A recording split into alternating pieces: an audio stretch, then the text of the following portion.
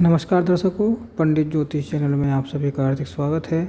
आज मैं आपको बताने जा रहा हूँ माघ शुक्ल सप्तमी, जिसको रक्त सप्तमी भी कहते हैं, की पूरी महिमा एवं वर्णन एवं विधि विधान, पूजा फल, व्रत एवं नियम एवं किस प्रकार आप पा सकते हैं करोड़ सूर्य ग्रहण का फल एक दिन में, जो कि यह योग पड़ रहा है 4 फरवरी 2025 को।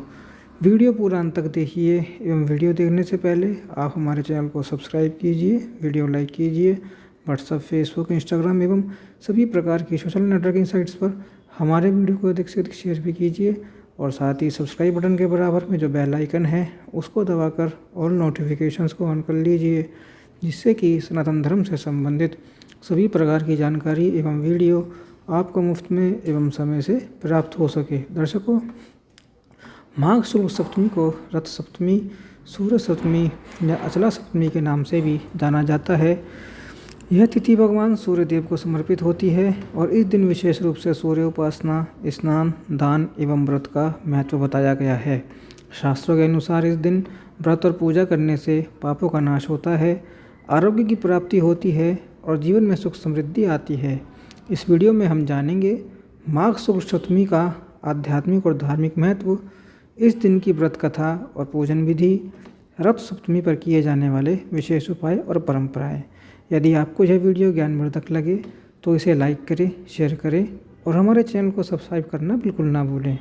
दर्शकों, 2025 में माघ मास के शुक्ल पक्ष की सप्तमी पड़ेगी 4 फरवरी 2025 को।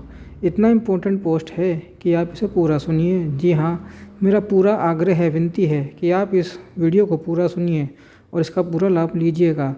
छोटी मोटी तिथि नहीं है, बहुत ही उत्तम तिथि है माघ मास के शुक्ल पक्ष की सप्तमी। लगभग बहुत सारे पुराणों में इस माघ शुक्ल सप्तमी की महिमा गाई गई है, बताई गई है।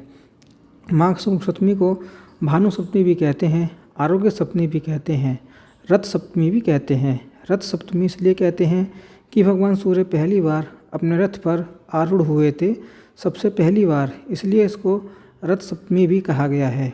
तो इस तिथि को दिया हुआ दान और किया हुआ यज्ञ सब अक्षय माना जाता है। जी हाँ, अक्षय यानी जो कभी क्षय ना हो, ख़त्म ना हो, ऐसा पुण्य प्रदान करता है। वह सब प्रकार की दरिद्रता को दूर करने वाला और सूर्य भगवान की प्रसन्नता का साधन बताया गया है। यह माघ मास के शुक्ल पक्ष की सप्तमी को समझ गए आप लोग, इतनी उत्तम तिथि है। और भी बहुत सारी महिमा है, सुनते रहिए। तो आप इस दिन क्या करना है, इसका लाभ कैसे लेना है, मैं अभी आपको बता देता हूँ। इस दिन आपको व्रत करना है। जी हाँ, एक दिन करिए। जी हाँ, केवल एक दिन व्रत करिए। केवल एक दिन आप व्रत कर लेते हैं तो इस दिन आप दान पुण्य कर देते हैं, भगवान सूर्य को अर्घ प्रदान करते हैं।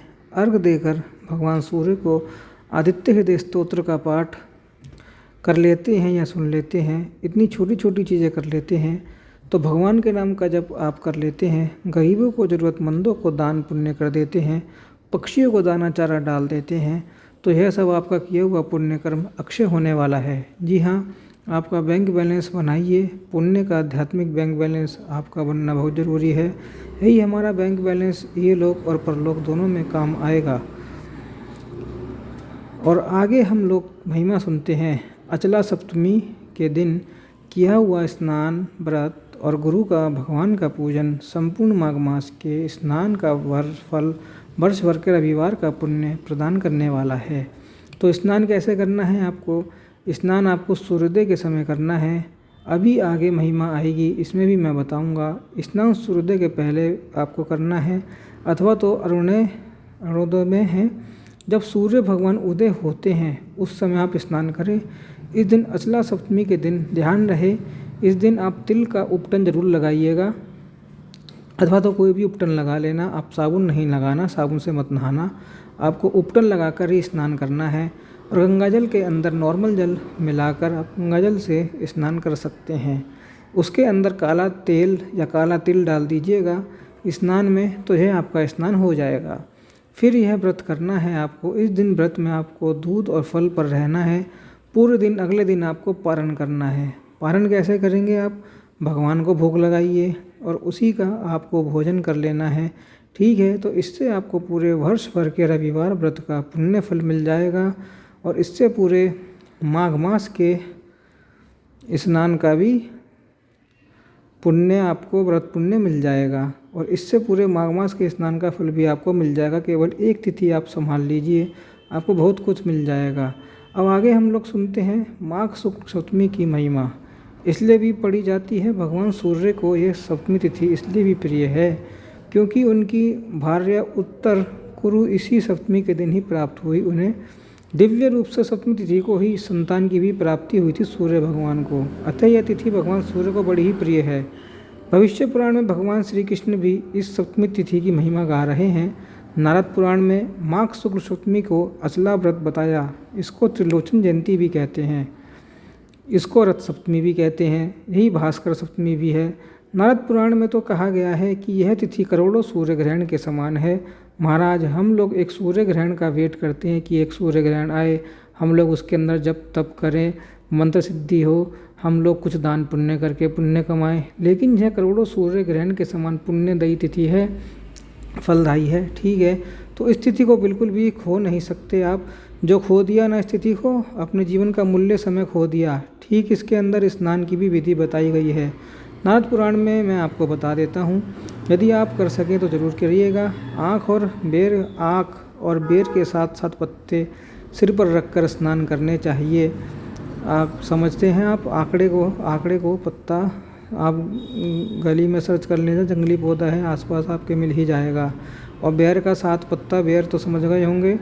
इन दोनों के 7 पत्ते अपने सिर पर रखकर स्नान करने से 7 जन्मों के पापों का नाश हो जाता है।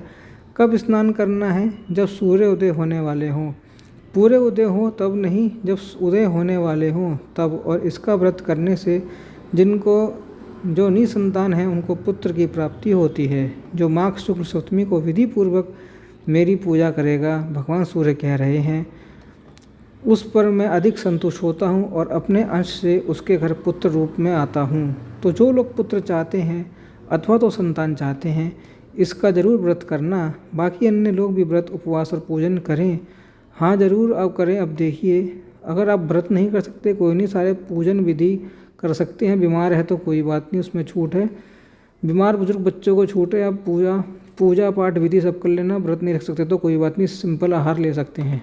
नारद पुराण की ही बात हम लोग सुनेंगे आगे कि माघ शुक्ल सप्तमी यदि अरुणोदय के समय प्रयाग में प्राप्त हो जाए तो कोटि सूर्य ग्रहण के तुल्य होती है। अब मान लीजिए हम लोग प्रयाग नहीं जा सकते हैं, तो जिसके घर में गंगा जल हो वो तो गंगा जल से स्नान कर ही लेना। बाकी यदि गंगा जल नहीं हो तो मैंने एक मंत्र भी बताया है, उस मंत्र को पढ़ते हुए भी आप गंगा जी का स्नान कर लाभ ले सकते हैं। उस मंत्र का वीडियो शॉर्ट में डिस्क्रिप्शन में डाल दूंगा, अथवा तो हर हर गंगे कहते हुए भी आप स्नान कर लेना। लेकिन इस तिथि को खोना नहीं, पूरे परिवार को गंगा जगा देना, सूर्योदय से पहले स्नान करवा देना। स्नान करने के बाद दान पुण्य के लिए कुछ चावल या अनाज आदि स्पर्श करके रख लेना और उसको दान करना। चंद्रिका ग्रंथ में लिखा है कि सूर्य ग्रहण तुल्य शुक्ला माघस सप्तमी अरुणो गए वेलाय तस्य स्नान महाफलम। इसका अर्थ है कि माघ मास के शुक्ल पक्ष की सप्तमी सूर्य ग्रहण के तुल्य होती है। सूर्योदय के समय इसमें स्नान का महाफल होता है। तो महाराज, इतनी उत्तम तिथि है, आप इसे खो कैसे सकते हैं? मदन रत्न में भविष्य उत्तर पुराण का कथन है कि माघे मासी सिते पक्षे सप्तमी कोटि भास्करः। इसका अर्थ है कि माघ मास में शुक्ल पक्ष की सप्तमी कोटि सूर्य के बराबर है। इससे सूर्य स्नान दान अर्घ से आयु आरोग्य संपन्न करते हैं, यानी बढ़ाते हैं। तो अब मैं लास्ट में यह वीडियो को बंद करते करते आपको बता के जाऊं कि करना क्या है। आपको सबसे पहले तो दूसरों को यह वीडियो भेजिएगा और अपने घर में भी सबको सुनाइए, ताकि इसकी महिमा सुनकर लोगों में जागरूकता हो, उत्सुकता हो। और इस दिन 4 तारीख की सुबह सूर्योदय से पहले आप लोग उठ जाइएगा, जल आदि लेकर तैयार कर लीजिएगा कि कैसे आपको स्नान करना है। पहले गंगा जल बाल्टी में डालना, फिर नॉर्मल जल डालना, उसके अंदर तिल डाल देना, काला तिल हो तो सर्वश्रेष्ठ है, और इससे आप स्नान कर लेना। और जिनके पास काला तिल नहीं, वे गंगा जल नहीं, तो वे लोग हर गंगे कहते हुए भी गंगा जी का स्नान करते हुए आप लोग स्नान कर लेना। यह हो गया अरुणोदय के समय आपको स्नान करना है। जब सूर्य उदय नहीं हुए तो लालिमा हो, उस समय आप स्नान करना। दूसरा आपको करना है कि सूर्य भगवान को अर्घ देना है। तो अष्टांग अर्घ की विधि मैंने बताई है, लिंक डिस्क्रिप्शन में मैं आपको दे दूँगा, आपको डिस्क्रिप्शन में लिंक मिल जाएगा। अष्टांग अर्घ से यदि आप अर्घ दे सकें तो अच्छी बात है। जो लोग नहीं दे सकते हैं तो आप लोग क्या करना कि एक लोटे में जल लेना, उसके अंदर लाल पुष्प कुमकुम है, उसके बाद अक्षत डाल देना, लोटे को सामने रखना, आदित्य हृदय स्तोत्र का पाठ करना। ठीक है, आपको कब करना है? सूर्योदय होने के बाद जस्ट बाद आदित्य हृदय का पाठ यदि कोई नहीं कर सकता तो जिसको पढ़ना नहीं आता तो मैंने बहुत ही अच्छे ढंग से गाकर उसका भी वीडियो बनाया है, वह आपको 5-7 मिनट देगा, वीडियो सुन लेना, वीडियो भी डिस्क्रिप्शन बॉक्स में मैं डाल दूंगा। आदित्य हृदय पाठ का भी सेवन कर लेना, सुनने से वही पुण्य लाभ होगा। सुनने के बाद यह जल लेकर भगवान सूर्य को अर्घ देना। अर्घ देते समय आप मंत्र उच्चारण करना, ओम राम ह्रीम सह सूर्याय नमः, ओम ह्राम ह्रीम सह सूर्याय नमः, ओम ह्राम ह्रीम सह सूर्याय नमः। ऐसे करते हुए आप अर्घ देना। अर्घ देते समय ध्यान रखना कि छींटें आपके पैर पर ना पड़े।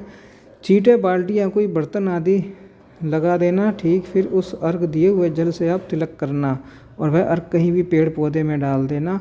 तीसरी बात आपको करनी है, आपको दान पुण्य खूब करना है। इस दिन आप पशु पक्षियों को दान डालिएगा, गौ को चारा दीजिए, गरीब गुरुओं को मदद कीजिए, ब्राह्मणों को दान करिए, जहाँ भी आपसे हो सके आप सेवा ज़रूर कर देना इस दिन। और सबसे आखिरी और सबसे उत्तम बात, खूब भगवान के नाम का जाप करना। ठीक है, बस इतनी ही बात है, लेकिन यह बहुत ही इम्पोर्टेंट तिथि है। फिर से बोलते हुए जा रहा हूँ, औरों को भी ये वीडियो भेजना ताकि सभी को लाभ मिल सके।